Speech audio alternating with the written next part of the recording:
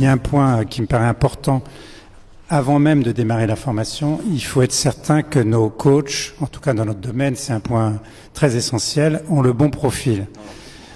Oui, mais je reviens sur ce point-là parce que c'est absolument essentiel que nos coachs déjà soient des entrepreneurs, qu'ils aient un certain goût pour le commerce et pour une capacité relationnelle pour aller chercher des clients, parce que sinon ils peuvent justement ne pas réussir.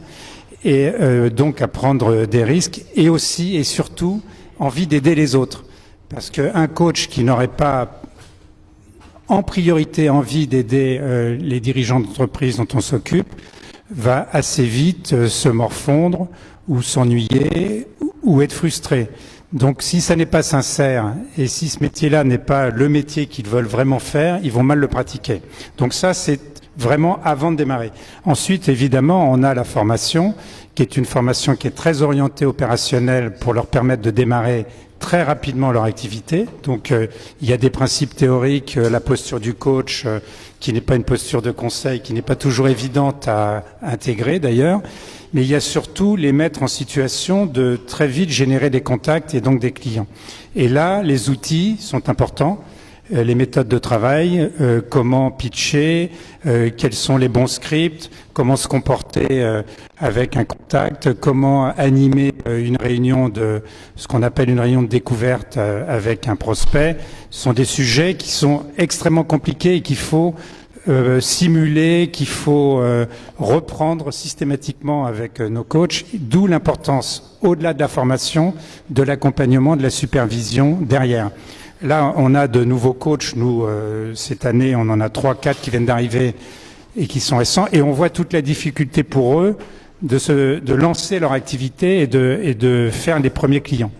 Et pourquoi? Parce que c'est un nouveau métier. Ils disent peut-être pas toujours ce qu'il faudrait dire. Ils posent pas les questions qu'il faudrait poser au bon moment. Et ça, ce sont des choses de pratique sur lesquelles il faut qu'on revienne.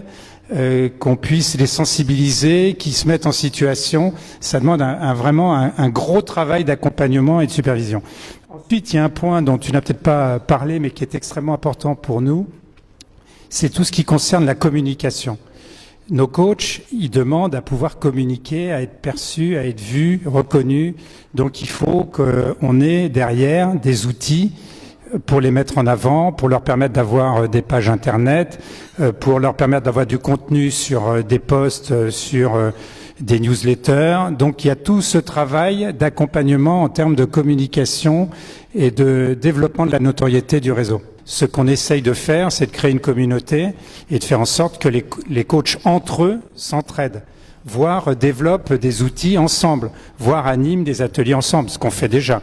Et ce qu'ils lancent après 2-3 mois d'activité, ils sont capables d'animer des ateliers. On essaye de trouver aussi des outils de télémarketing, par exemple, qu'ils partagent, ce qui fait que la solution est beaucoup plus économique quand on la gère à plusieurs. Donc, effectivement, il est très important qu'il se crée une dynamique entre les coachs eux-mêmes et qu'ils partagent leurs expériences, leurs difficultés pour progresser.